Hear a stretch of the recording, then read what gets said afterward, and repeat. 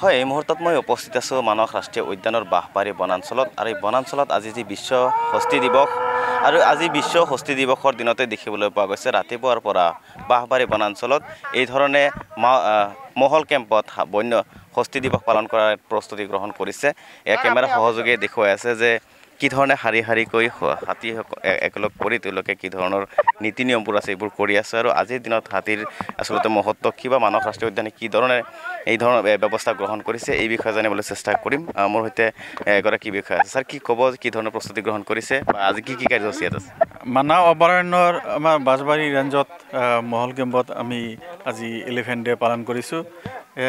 ইয়াত প্ৰথমতে আমাৰ মাউতবিলাকক স্বাস্থ্য পৰীক্ষা, হাতীক স্বাস্থ্য পৰীক্ষা আৰু পূজা বটল আছে, হাতীক খোৱা আছে, অলৰেডি গা ধোৱাটো হৈ গ'ল। এইখিনিয়ে প্ৰগ্ৰাম।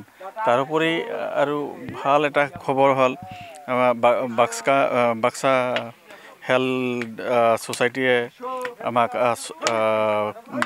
ভিতৰুৱা কেম্পৰ ষ্টাফ বা ওচৰে পাঁজৰে যিখিনি ষ্টাফ আছে ভূঞাপাৰা আৰু বাঁহবাৰী কাহিটামাৰ ভিতৰৰ কাৰণে প্ৰায় 600মান মেডিকেটেড মস্কিটো নেট দিব।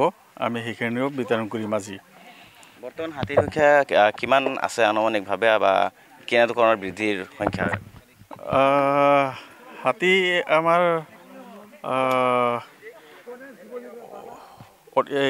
1800মান আমি যোৱাবাৰ চেঞ্চাছত পাইছোঁ। সঠিক মোৰ এতিয়া ডাটাটো মনত নাই, 1800মান হ'ব।